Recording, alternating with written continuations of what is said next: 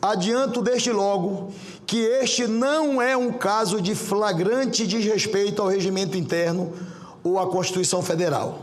Não há aqui situação que justifique a excepcional atuação desta presidência para anular a deliberação da CPMI.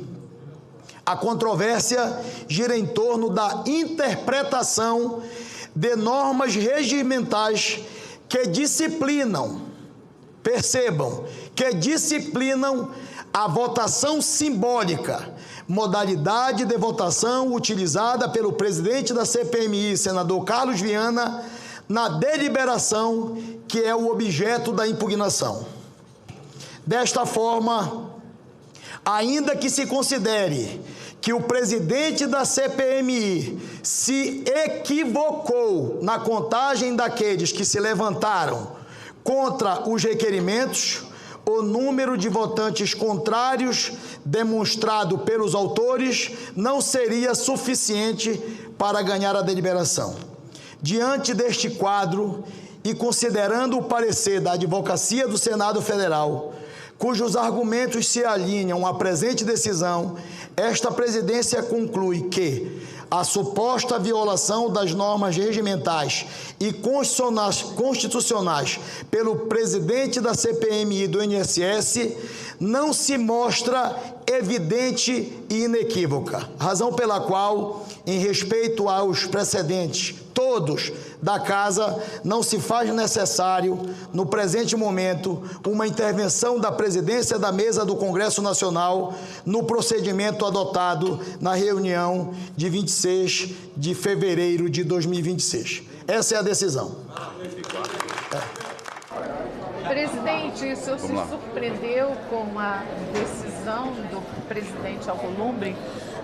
Eu não vi com qualquer surpresa a decisão e a fala do presidente Davi Alcolumbre por um seguinte motivo. Desde o primeiro momento, eu cumpri com o regimento desta casa. Eu fui transparente em todos aqueles instantes da CPMI, buscando fazer com que a verdade fosse trazida diante do que determina uma votação como aquela. Eu sei das pressões políticas, sei, estou acostumado e pronto para enfrentar, mas ali não está lado político, ali não está nenhum tipo de posicionamento pessoal dessa presidência da CPMI. A minha decisão foi estritamente técnica. O painel é quem determina a presença dos parlamentares.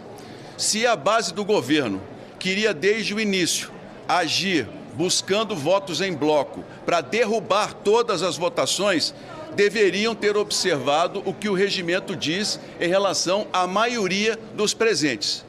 Os senhores são testemunhas de que 31 estavam com presença registrada. Na votação nominal, o governo ganhou de 18 a 12, o que deu a eles a maioria, e na votação simbólica, nós deveríamos ter 16 votos. Eu digo com muita tranquilidade a vocês, eu espero que a polêmica se encerre e que agora nós possamos trabalhar a CPMI até o final dela com toda a tranquilidade, principalmente voltados para esclarecer ao povo brasileiro essa investigação, tudo o que aconteceu com a Previdência. Nós não vamos blindar ninguém.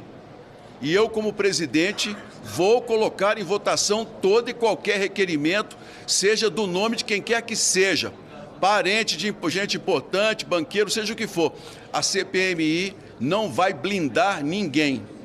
E essa vitória do regimento na quinta-feira, a confirmação de que eu estou no caminho certo, para nós é um alívio no sentido de entender que essa casa respeita o regulamento, mas principalmente ao povo brasileiro, que está acompanhando tudo o que acontece nesse parlamento e espera de nós o cumprimento das regras.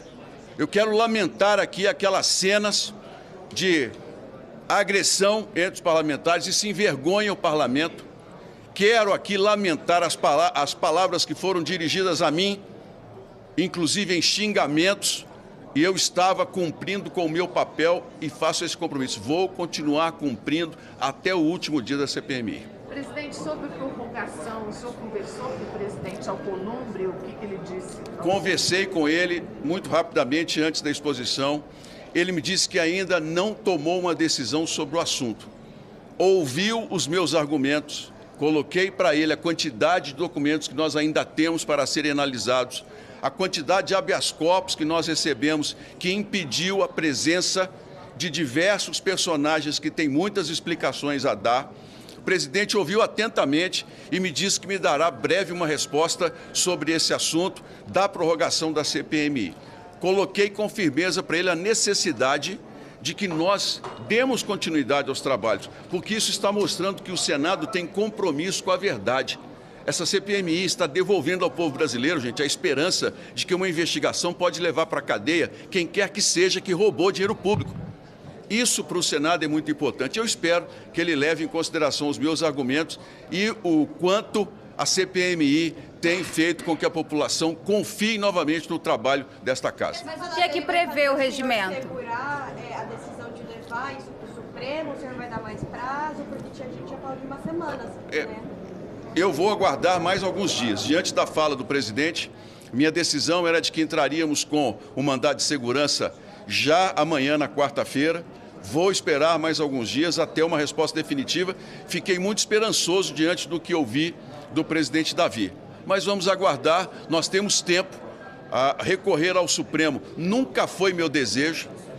Quem me acompanha sabe que eu sempre defendi que o parlamento tem que ter autonomia, responsabilidade e firmeza de resolver as questões, mas se for necessário, nós recorreremos ao Supremo Tribunal Federal em favor da CPMI. Presidente, o que prevê o regimento nesses dois pontos? Porque para prorrogar a CPI, é o presidente do Senado que decide isso, ele tem autoridade, não é apresentar o requerimento e ele ler, basta isso? E a instalação de imediato? O regimento diz que, coletadas as assinaturas necessárias, o requerimento será entregue ao presidente do Congresso Nacional e ele fará a leitura do requerimento.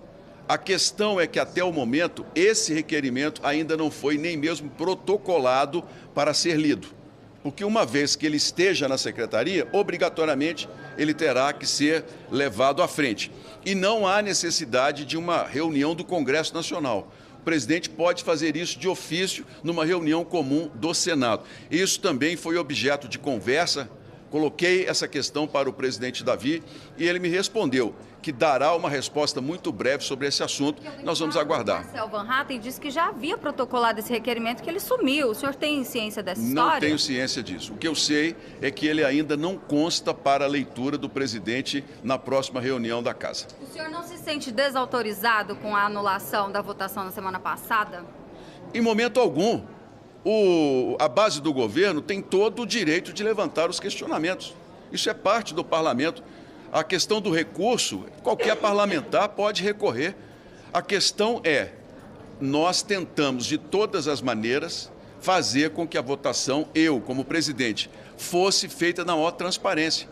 Se a base do governo não se preparou para o embate que eles mesmos criaram, eu lamento. E vou dizer mais ainda a vocês. As imagens iniciais mostram com clareza, apenas 7 parlamentares se levantaram naquele momento.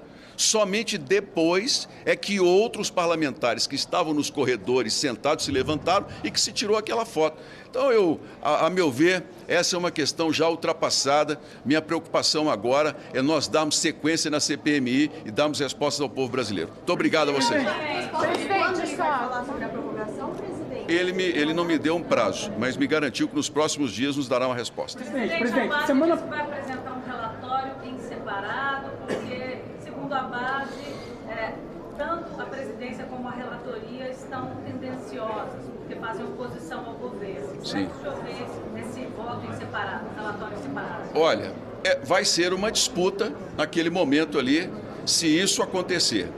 Eu vou buscar mais uma vez o consenso, buscar com os líderes um relatório que atenda a todos os lados e que principalmente esteja embasado nos documentos que nós temos e não apenas em discursos.